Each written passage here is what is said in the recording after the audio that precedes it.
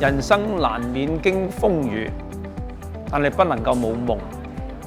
如果冇夢，我哋點樣面對生活裏邊嘅種種挑戰呢？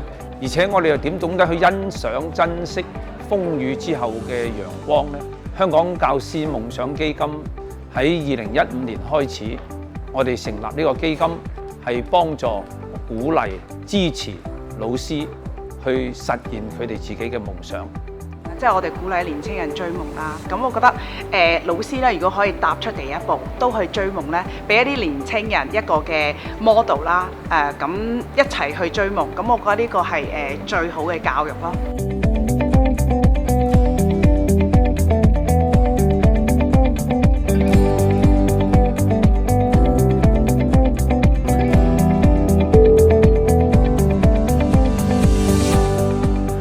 最緊要個過程裏邊咧，係要大家享受嘅呢個夢想，無論老師或者學生都享受個過程嘅。咁咧，我哋就即係我嚟講咧，就會評分係做咁嘅準則。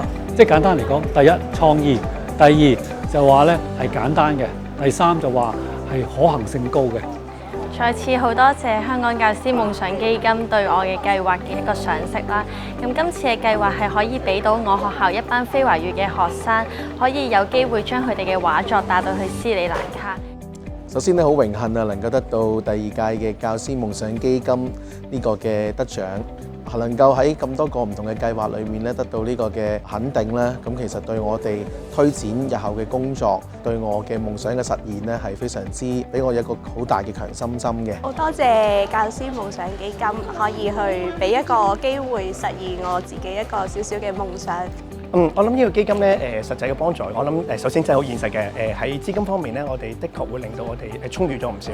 我哋可以去社區裏面咧大量做出呢個宣傳工作。咁呢個都要多謝教師夢想基金。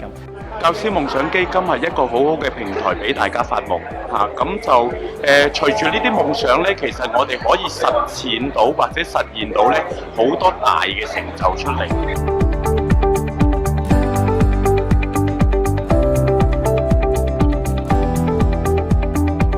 我覺得呢個計劃咧非常之好，因為個內容咧係好充實，同埋將學生嘅視野、老師嘅視野係擴大咗，所以我希望更多人去參加，更多嘅老師去參加，使我哋明天嘅下一代更好。我諗尋求夢想咧係維持自己精神力量一個好重要嘅一個方法，但係更加重要嘅咧，呢個夢想能夠影響到學生咧，係會對佢哋咧係日後嘅成長係非常之重要嘅。